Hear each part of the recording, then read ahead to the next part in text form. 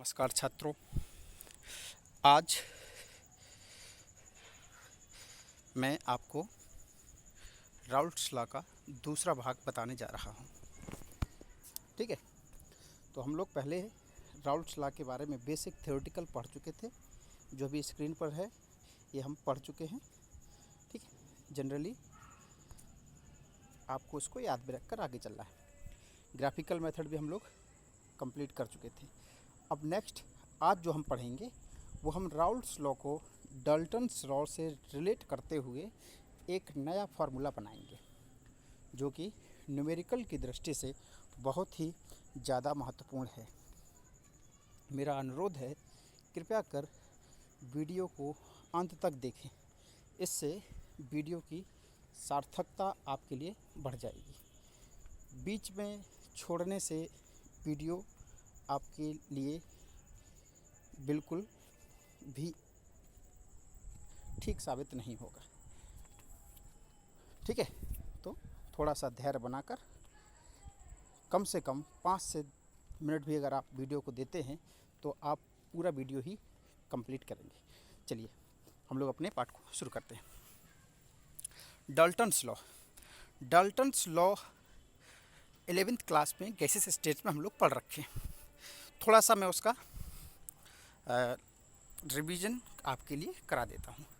तो Dalton's law में ये बताया गया था कि अगर किसी कंटेनर के अंदर कई गैसेस हैं तो अगर उन कई गैसों में से हमें सिर्फ किसी एक गैस का प्रेशर निकालना है, जिसे हम पार्शियल प्रेशर कहते हैं। ठीक है, सभी का प्रेशर, सभी गैसों का प्रेशर तो टोटल प्रेशर हो जाएगा, लेकिन अगर सिर्फ सिंगल गैस का प्रेशर निकालना है तो उसे हम पार्शियल प्रेशर कहेंगे। और डाल्टन्स लॉ के अकॉर्डिंग वो पार्शियल प्रेशर उस गैस में प्रेजेंट उस गैस का मोल फ्रैक्शन और टोटल प्रेशर के मल्टीपल के इक्वल होता है। अगर किसी चैम्बर में 3 गैसेस हैं ए, बी, सी, तो अगर हमें ए गैस का पार्शियल प्रेशर निकालना है तो ए गैस का जो पार्शियल प्रेशर होगा वो ए के मोल फ्रैक्शन और उन तीनों गैसों के जो टोटल प्रेशर है उसके मल्टीपल के इक्वल होगा। ठीक है, जैसे मैं आपको थोड़ा बता रहा हूँ। मान लीजिए कोई गैस है ए, तो पी ए उस गैस का पार्शियल प्रेशर हो गया। अब अगर पी ए का पार्शियल प्रेशर हमको निकालना है तो हमें पी ए गैस का ही मोल फ्रैक्शन चाहिए है और हम उस मोल फ्रैक्शन को total pressure of the container से क्या कर देंगे, मल्टीप्लाई कर देंगे। तो ये था डाल्टन्स लॉ। डाल्टन्स लॉ से हम लोग पार्शियल प्रेशर निकालते हैं। तो अभी जो राउल्ट्स लॉ में हमने पढ़ा उसमें हमने सॉल्यूशन को वेपर फेज में कन्वर्ट किया। तो अभी तक जो हम लोग पढ़े हैं उसमें सॉल्यूशन किस स्पीड से वेपर में कन्वर्ट होता है और कैसे हम लोग टोटल वेपर प्रेशर निकालते हैं इतना पढ़ चुके हैं। अब अगर उसी वेपर प्रेशर को हम डाल्टन्स लॉ के टर्म में देखें तो अब हमारे पास सॉल्यूशन से वेपर बन गई हैं। वेपर यानी कि गैसेस मिक्सचर हमको अपने सॉल्यूशन के ऊपर मिल गया है। देखिए मैंने यहाँ पर इसको शो करने की कोशिश की है। ये जो पार्ट है ये, इस पार्ट में यहाँ सॉल्यूशन है और यहाँ वेपर है। तो अब इस वेपर में ए और बी के अपना क्या क्या प्रेशर है, ए और बी क्या क्या प्रेशर एक्सर्ट करता है, वो तो वेपर प्रेशर हो गया, वो हम लोग राउल्ट लॉ से निकालेंगे। लेकिन अगर इस गैसेस मिक्सचर में हमें इनकी पार्शियल प्रेशर निकालने हैं तो वो हम डाल्टन्स लॉ से निकालेंगे। तो अब देखिए एक थोड़ा सा हम लोग एक यहाँ पर नया टर्म लेकर आए हैं। जो सॉल्यूशन में अगर हम मोल फ्रैक्शन निकालेंगे तो उसे हम एक्स ए लिखेंगे और उसी ए का वेपर का अगर जो मोल फ्रैक्शन है तो उसको हम वाई ए कर देंगे। ठीक है, तो एक्स ए का सॉल्यूशन में मोल फ्रैक्शन है, वाई ए का वेपर में मोल फ्रैक्शन है। वैसे ही बी के लिए बाई बी करेंगे और सॉल्यूशन फॉर्म में एक्स बी। ठीक है, तो अभी तक जो राउल्ट्स लॉ में हम लोग एक्स ए और एक्स बी था वो मोल फ्रैक्शन हम किसकी बात कर रहे थे, सॉल्यूशन फेज की। डाल्टन्स लॉ में हम उसी मोल फ्रैक्शन को वेपर के फॉर्म में रिप्रेजेंट करने के लिए जितने भी ए के मोल्स वेपर फॉर्म में गए होंगे उसको रिप्रेजेंट करेंगे हम वाई ए से। ठीक है, और बी के मोल्स को वाई बी से। तो ये जो वाई ए और वाई बी हैं वो ए और बी सॉल्यूट के वेपर फॉर्म में मोल फ्रैक्शन हैं। ठीक है, इस चीज़ को ध्यान रखते हुए अब हम लोग आगे देखते हैं। तो बाई ए क्या है, mole fraction of A in vapour mixture, और एक्स ए क्या है, mole fraction of A in solution. ठीक है, तो ये आपको क्लियर रहना चाहिए वाई ए क्या है और एक्स ए क्या है। अब ये जो इतना पार्ट है ये तो राउल्ट्स लॉ से ही आया था। ये सॉल्यूशन के लिए हम लोग अप्लाई करते थे कि किसी भी सॉल्यूशन का जो पार्शियल वेपर प्रेशर है वो उसके मोल फ्रैक्शन और उसके प्योर फॉर्म में वेपर प्रेशर के मल्टीपल के इक्वल होगा। अब ये जो पार्ट उसके आगे नोट किया है, ये पार्ट्स मैंने डाल्टन्स लॉ से लाए हैं। डाल्टन्स लॉ में देखिए हमें एक चाहिए है vapour pressure of A in vapour, तो वहाँ से हमने मोल फ्रैक्शन निकाल लिया वेपर का पाई ए। ठीक है, क्योंकि ए का ही तो हमें वेपर पार्शियल प्रेशर निकालना है ना अकॉर्डिंग टू डाल्टन्स लॉ। तो डाल्टन्स लॉ के अकॉर्डिंग अब ए जो वेपर फॉर्म में आ गया है उस ए का वेपर में जो वेपर आपका मोल फ्रैक्शन है वाई ए, उसका मल्टीपल हम लोग कर दिए टोटल वेपर प्रेशर से पीटी। अभी हमें पता नहीं क्या है, अभी हम जनरल उसको पीटी लेकर चल रहे हैं। ठीक वैसा ही हम यहाँ पर देखेंगे दूसरे कंपोनेंट के लिए। ये जो इतना पार्ट है फर्स्ट हाफ तो है राउल्ट्स का, और ये जो सेकंड हाफ उसके आगे जस्ट मैंने लिखा है वो डाल्टन से। फिर यहाँ से अब बी का मोल फ्रैक्शन चाहिए वेपर में, तो बी का जो मोल फ्रैक्शन वेपर में है वो वाई वी होगा। जैसे ए का वाई ए था वैसे ही वी का वाई बी होगा, और फिर उसको टोटल प्रेशर से मल्टीप्लाई कर देंगे। ठीक है, तो टोटल प्रेशर तो दोनों जगह सेम होगा क्योंकि मिक्सर तो एक ही है। तो उस मिक्सर में टोटल प्रेशर हमने ऊपर भी पीटी लिया है, नीचे भी पीटी लिया है। इस तरह से हमने राउल्ट्स लॉ को डाल्टन्स लॉ से रिलेट कर दिया। अब अगर इतने पार्ट को हम इक्वल मानते हुए करें, कितना पार्ट, इतना पार्ट, और यहाँ से हम सिर्फ एक्स ए निकालें, तो एक्स ए निकालने के लिए आपकी जो इक्वेशन होगी वो ये बन जाएगी। जो पी ए नॉट है वो कहाँ आ जाएगा, डिवाइड में आ जाएगा। ठीक वैसे ही एक्स बी जब निकालेंगे तो पी बी नॉट डिवाइड में आ जाएगा। अब हमें एक्स ए और एक्स बी पता चल गए वेपर फॉर्म में रिलेशन के साथ डाल्टन्स लॉ अप्लाई करते हुए। अब हम ये जानते हैं कि किसी भी सॉल्यूशन के जो कंपोनेंट हैं उनके जो मोल फ्रैक्शन होते हैं उनका एडिशन ऑलवेज 1 आता है। तो अगर उनका एडिशन हमेशा 1 आएगा तो उस केस में हम एक्स ए और एक्स बी की ये जो वैल्यू है वो यहाँ पुट करेंगे। पुट करने पर आपकी ये इक्वेशन आ जाएगी। अब इस इक्वेशन में आपको करना क्या है कि जो पीटी है टोटल प्रेशर उसको दोनों से कॉमन लेकर और दूसरी तरफ भेज देंगे तो वो 1/PT हो जाएगा। ठीक है, तो आपकी ये जो इक्वेशन बन के निकल के आई ये बहुत इम्पॉर्टेंट इक्वेशन होगी। अभी हम लोग एक न्यूमेरिकल की हेल्प से इस इक्वेशन को देखेंगे कैसे हम लोग उसको जनरलाइज करेंगे। तो अब इक्वेशन हो क्या गई, आपकी जो इक्वेशन हुई है वो हो गई है 1/PT equal to Y A upon P A not. Y A क्या है, एक्स ए क्या होता है, एक्स ए होता है mole fraction of A component in solution form. Y A क्या है, mole fraction of A in vapour mixer.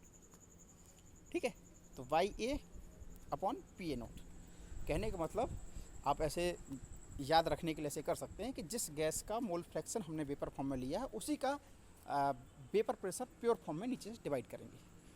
तो Y A upon P A naught plus Y B upon P B naught, और ये सब किसके equal होगा, 1/PT के। ठीक है, अब ग्राफ से उसको समझने का प्रयास करेंगे। इस ग्राफ में आपको ध्यान देना है कि यहाँ हमने ये जो एक्सिस है आपकी ये प्रेशर की एक्सिस है, वेपर प्रेशर की, और ये जो एक्सिस है ये कंपोजिशन की एक्सिस है। ठीक है, यहाँ पे हम जो सॉल्यूशन लेकर चल रहे हैं वहाँ ए 100% है और बी का परसेंट क्या है, 0। कहने का मतलब यहाँ पर प्योर सॉल्यूशन लिया गया है ए का। आप ये एज्यूम करके चलिए कि यहाँ हमने जो सॉल्यूशन रखा है उसमें सपोज करते हैं 3 ml है। ठीक है, और यहाँ जो सॉल्यूशन है जिसमें प्योर बी है इसमें भी 3 ml है। ठीक है, अब हम क्या करते हैं कि धीमे धीमे जब इस तरफ मूव करेंगे तो हम ए का अमाउंट डिक्रीज करते जाते हैं और बी का अमाउंट इंक्रीज करते जाते हैं। तो फाइनली ए के अमाउंट को जब हम डिक्रीज करते करते करते कहाँ पहुँचे, 0 में। जब ए का अमाउंट हमने 0 कर दिया तो वहाँ पर बी का अमाउंट 3 ml होगा। अगर टोटल सॉल्यूशन में हमें 3 ml ही मेंटेन करना है तो उस केस में एक्स ए और बी का जो कॉम्बिनेशन है सॉल्यूशन का वो ओवरऑल 3 ml से ज़्यादा नहीं होना चाहिए, और इसके बीच में हम इनफाइनाइट सॉल्यूशन बना लेंगे।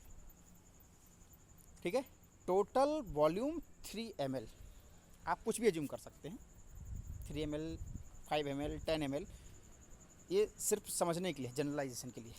तो जब यहाँ थे हम लोग इस पॉइंट पर, तो उस पॉइंट पर सिर्फ 3 ml ए का था और 0 ml था किसका, बी का। जैसे जैसे हम यहाँ इंक्रीज करे होंगे तो हो सकता है हमने यहाँ पर इस पॉइंट पर हो सकता है कि 2.5 ml ए हो और 0.5 ml बी हो।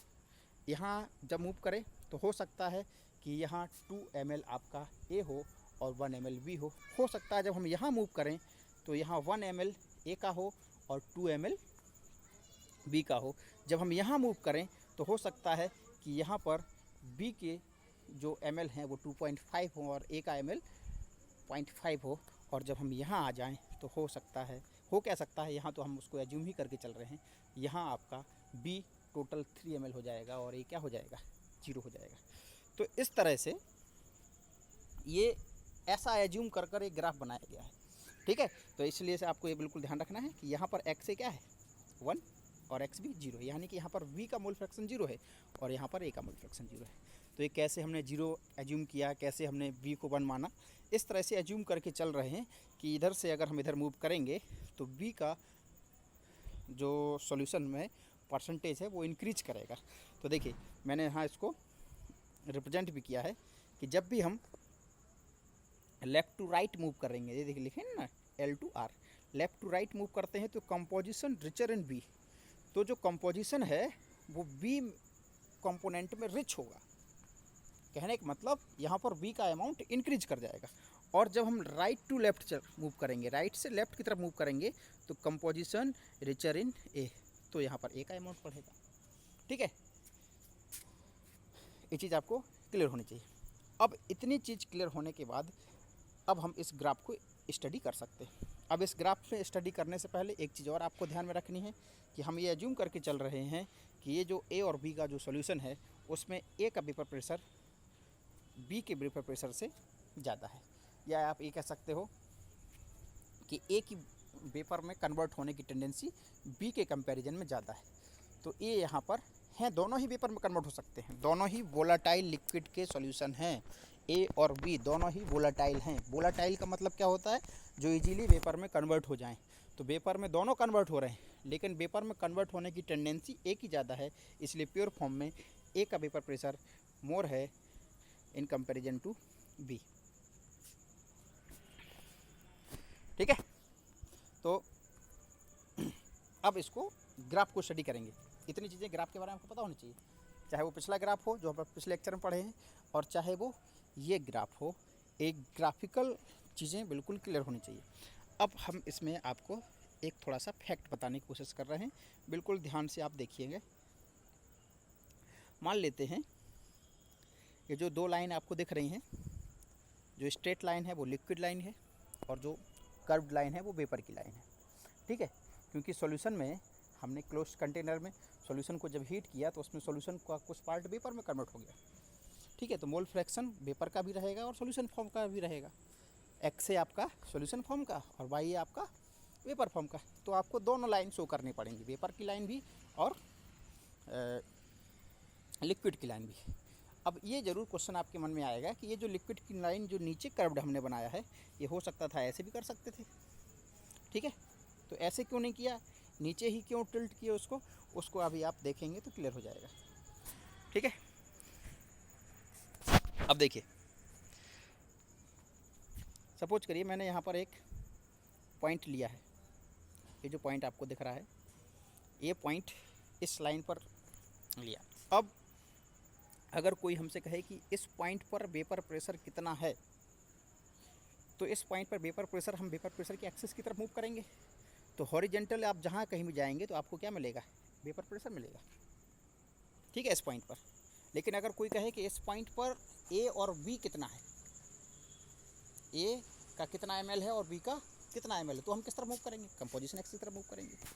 तो जब आप इस पॉइंट पर आएंगे तो यहाँ आपको ये पता चल जाएगा कि एक्स के कितने ml है यहाँ पर और एक्स बी के कितने ml हैं। ml से मोल निकाल लेंगे, मोल से मोल फ्रैक्शन निकाल लेंगे, तो इनडायरेक्टली कंपोजिशन में हमें एक्स ए और एक्स बी पता चल जाएंगे। क्योंकि हम लिक्विड लाइन से मूव कर रहे हैं नीचे की तरफ, तो हमें किसके मोल फ्रैक्शन पता चलेंगे, लिक्विड के मोल फ्रैक्शन पता चलेंगे। ठीक है, अब अगर हमसे कोई कहे कि इसी पॉइंट पर जिस सॉल्यूशन के लिए हमने डॉट लिया है उस सॉल्यूशन का वेपर प्रेशर कितना है या वेपर में मोल फ्रैक्शन कितना है, तो हम वेपर लाइन की तरफ मूव करेंगे इसी पॉइंट से। और जब हम इस पॉइंट से वेपर पॉइंट की तरफ मूव करते हुए इधर आएंगे, जो वेपर की लाइन को कट करेगा ये वाला पॉइंट, तो इस पॉइंट पर अगर आप देखें तो अब अगर कहे कोई कि यहाँ पर मोल फ्रैक्शन कितना है, तो अब यहाँ पर मोल फ्रैक्शन चेंज हो गया है। एक्स ए और एक्स बी तो सॉल्यूशन फॉर्म में था, लेकिन अब यहाँ पे जो भी मोल फ्रैक्शन होगा वो वाई ए और वाई बी होगा। और आप इसको आप देखिए तो यहाँ पर आपको वाई ए मिल रहा है और वाई बी मिल रहा है। अब जो समझने वाली बात है वो आप यहाँ पर ध्यान दीजिएगा। अब अगर मैं आपसे कहूँ कि इस पॉइंट पर आप ये बताइए कि यहाँ वाई ए ज़्यादा होगा या वाई बी। ठीक है, तो अभी आप देखिए दोनों एरो का मीन हम आपको थोड़ी देर पहले बता चुके हैं। जब हम लेफ़्ट टू राइट मूव करते हैं तो ए का कंपोजिशन बढ़ता है। नो डाउट इस पॉइंट पर वाई ए आपका ज़्यादा होगा क्योंकि ये ए के क्लोजेस्ट है, और ए के क्लोजेस्ट है तो वहाँ पर ए का मोल फ्रैक्शन ज़्यादा है। अगर ये पॉइंट इधर कहीं होता तो वी के क्लोजेस्ट होता तो वहाँ वी का मोल फ्रैक्शन ज़्यादा होता। तो कहने का मतलब है कि वेपर में इस वाले लिक्विड जिसका ये बीच में कोई लिक्विड है, अब यहाँ पे ज़रूरी नहीं कि एक्स ए 1 होगा और वाई एक्स बी 0 होगा, यहाँ पे हो सकता कुछ भी ml रहा हो, यहाँ एक्स ए और एक्स बी दोनों प्रेजेंट है, लेकिन उस सॉल्यूशन का जो वेपर प्रेशर है उसमें ए का अमाउंट ज़्यादा है, वेपर में ए का अमाउंट ज़्यादा है, और सॉल्यूशन में आप देखेंगे तो सॉल्यूशन टूवर्ड राइट की तरफ है, यहाँ पर वी का अमाउंट ज़्यादा है। तो ऐसा कैसे हुआ, ऐसा कैसे पॉसिबल है कि सॉल्यूशन में एक्स बी का अमाउंट ज़्यादा है क्योंकि वो बी की तरफ जा रहा है, लेकिन उसी का जब हम वेपर फॉर्म में मोल फ्रैक्शन निकाल रहे हैं तो वो ए की तरफ आ रहा है, जो ए शो कर रहा है कि उसमें जो वेपर बनी हुई है उसमें ए का मोल्स ज़्यादा है। ठीक है, तो ये इसलिए ज़्यादा है क्योंकि ए की वेपर में कन्वर्ट होने की टेंडेंसी ज़्यादा है। ये भले ही यहाँ इस सॉल्यूशन का ए भले ही मोल फ्रैक्शन ऑफ ए कम था, लेकिन इसकी वेपर फॉर्म में जाने की टेंडेंसी ज़्यादा थी, इसलिए वेपर में वाई ए आपका ज़्यादा आया। ठीक है, अगर मैं एक ग्राफ ऊपर बना देता ऐसे, ठीक है, अब आपको थोड़ा सा समझने की वाली बात है, इसको ध्यान दीजिएगा। अगर मान लीजिए कि ये जो वेपर लाइन है वो ऐसे होती, तब उस पॉइंट से हम वेपर लाइन को कट करने के लिए किस तरफ मूव करते, हम मूव करते इधर। तो आपका जो वेपर वाला पॉइंट था जो यहाँ आया था, अब वो वहाँ ना आके यहाँ आता, और यहाँ से जब आप नीचे जाते तो यहाँ पर जो आपको कंपोजिशन मिलता उसमें बी का ही मोल फ्रैक्शन ज़्यादा होता। लेकिन बी का मोल फ्रैक्शन अगर ज़्यादा होता तो उसके लिए बी को मोल वोलेटाइल होना ज़रूरी था, यानी कि बी की वेपर में कन्वर्ट होने की टेंडेंसी ज़्यादा होनी चाहिए थी। लेकिन ये तो हम पहले से ही एज्यूम करके चल रहे हैं कि बी हमारा ज़्यादा वोलेटाइल नहीं है, ए ज़्यादा वोलेटाइल है, इसलिए हम ए के हिसाब से जो लाइन बनाएंगे वो लिक्विड लाइन की नीचे की तरफ कर्व होगी। ठीक है,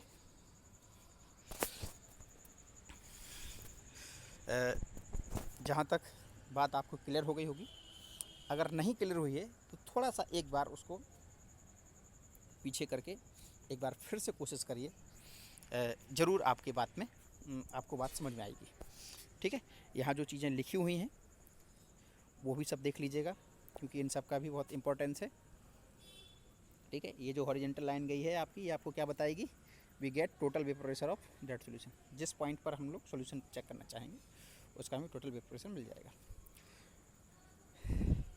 ठीक है, और ये जो लाइन है ये आपको लिक्विड सॉल्यूशन में कंपोजिशन बताएगी।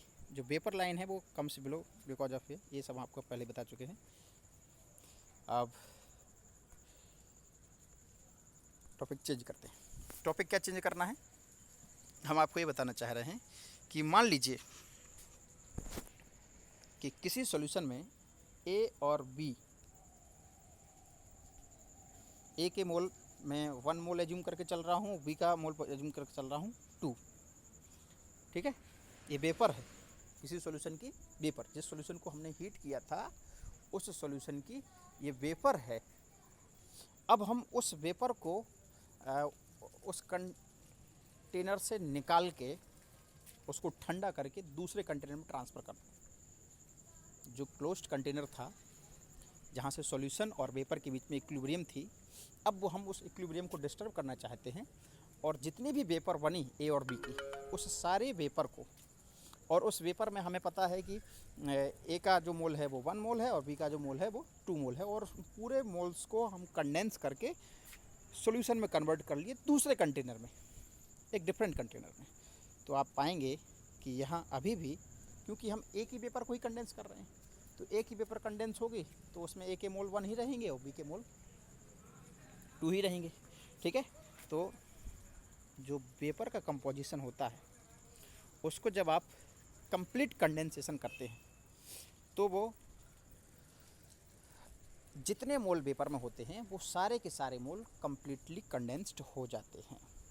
ठीक है, तो यहाँ पर जो वेपर प्रेशर है कंपोजिशन का, उसमें आपको ध्यान रखना है कि वो liquid composition on complete condensation के इक्वल होगा।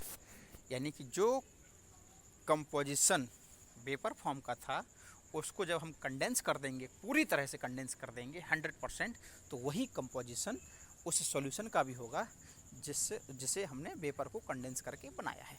यानी कि यहाँ ए और बी के जितने मोल थे उतने ही मोल उस लिक्विड को, जो कंडेंस होकर लिक्विड बना है, उतने ही मोल यहाँ पर भी ए और बी के होंगे। ये अभी आपको एक जस्ट उसके नीचे जो न्यूमेरिकल लिखा हुआ है उससे समझ में आ जाएगी बात। ठीक है, तो आप यहाँ पर इस न्यूमेरिकल को देख लीजिए। मैं इस क्वेश्चन को एक्सप्लेन कर देता हूँ, फिर इसके सॉल्यूशन को एक्सप्लेन कर देता हूँ। दोनों आप देख लीजिए कि जो हमने डाल्टन्स लॉ पढ़ा है उसकी कितनी इम्पोर्टेंस है। जो फार्मूला जो भी हम लोग जस्ट पीछे पढ़ के आए ना, 1/PT equal to YA/PA0 plus YV/PB0। तो अब देखिए यहाँ पर एक क्वेश्चन दिया गया है, vapour pressure of liquid A and B mixed at 50 degree centigrade is given by. एक इक्वेशन से टोटल वेपर प्रेशर दे दिए। कब टोटल प्रेशर दे दिए हैं? जब कोई दो कंपोनेंट ए और बी को 50 डिग्री सेल्सियस पर मिक्स किए। ठीक है, अब देखिए कंडीशन क्या दे रहे हैं, if 8 moles of A and 12 moles of B are mixed at 50 degree Celsius in container 1। ठीक है, पहले कंटेनर में ए के 8 मोल और बी के 12 मोल मिक्स किए, उसके बाद जो उसका टोटल वेपर प्रेशर आया, वो जो ऊपर जो इक्वेशन दी गई है PT equal to 179 into XA plus 92 mmHg, इससे पता चल रहा है। दूसरे पार्ट देखिए उसका, and the vapour were completely taken out. अब इस सॉल्यूशन का जिसका ये vapour pressure, total vapour pressure दिया गया है पहले कंटेनर की, उसकी जो सारी वेपर थी उसको कम्प्लीटली वहाँ से निकाल करके दूसरे कंटेनर में कंडेंस किया गया। ठीक है, completely taken out was completely condense in container 2 and 50 degree Celsius was maintain. अभी भी टेम्परेचर वही मेंटेन किया गया है। ठीक है, टेम्परेचर अभी भी वही है। What is the mole fraction of ए।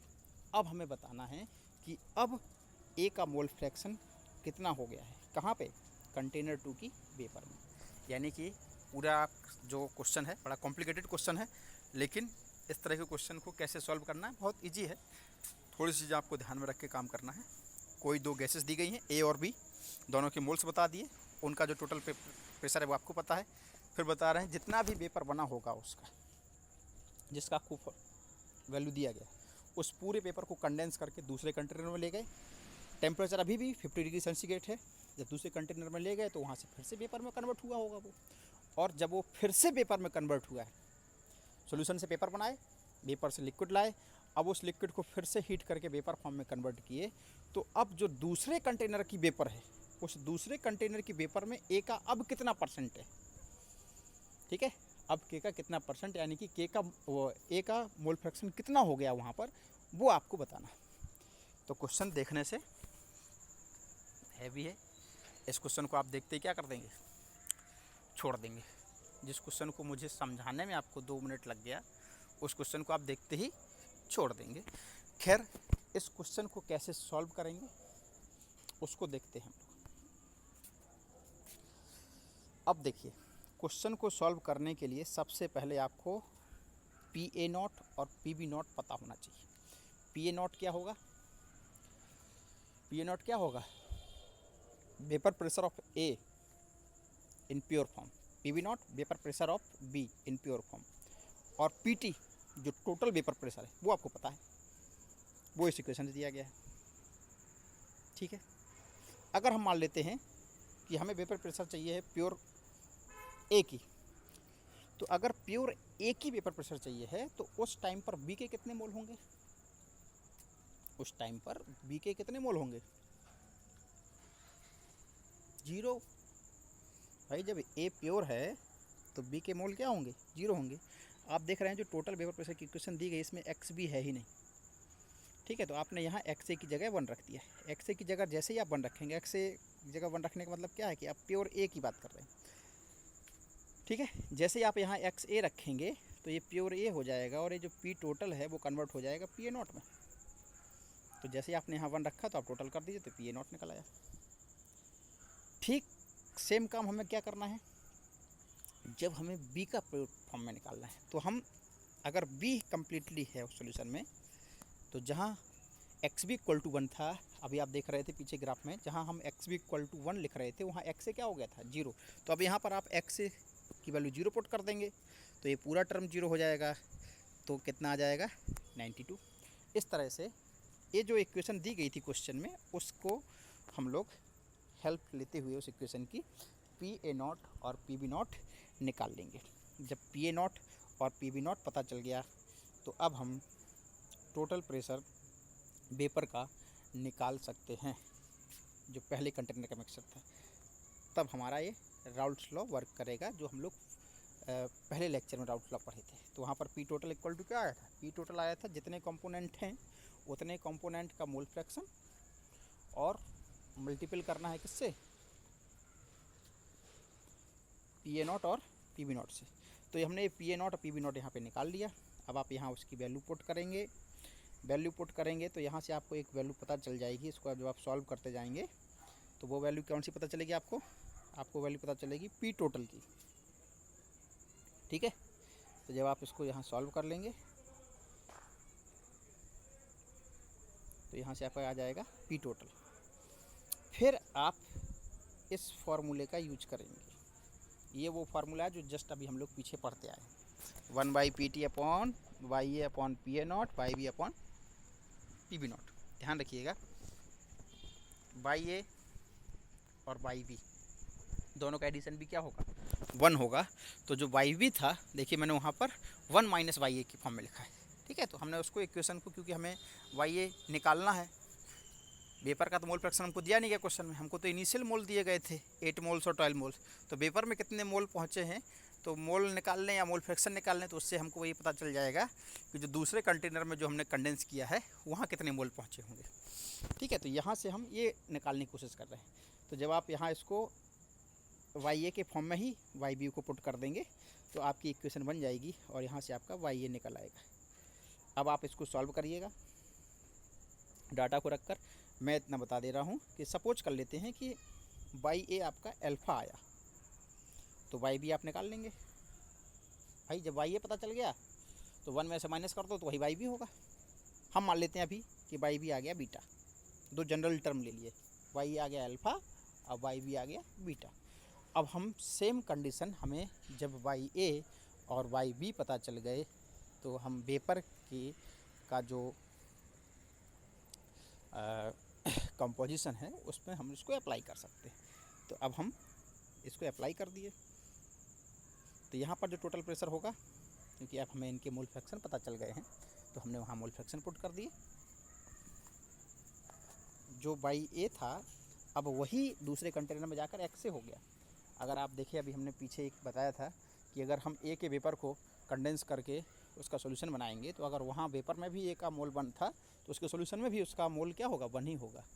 तो जो मोल फ्रैक्शन YA और YB का पहले कंटेनर में आया था वो अब दूसरे कंटेनर के सॉल्यूशन का मोल फ्रैक्शन हो गया है, कंप्लीटली कंडेंस किया गया है।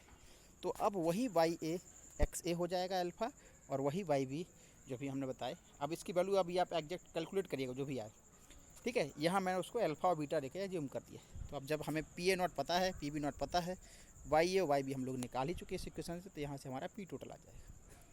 जब P टोटल आ गया तो अब हम इस सॉल्यूशन के वेपर प्रेशर को टोटल से P टोटल पता चल गया। अब तो सब चीज़ पता चल गई। सब चीज़ कहने का मतलब क्या, सब चीज़ पता चल गई। P टोटल आपको पता चल गया यहाँ से, ठीक है। आपको निकालना YA है, दूसरे सॉल्यूशन का YA निकालना ना, और PA0 PB0 आप पहले से पता है।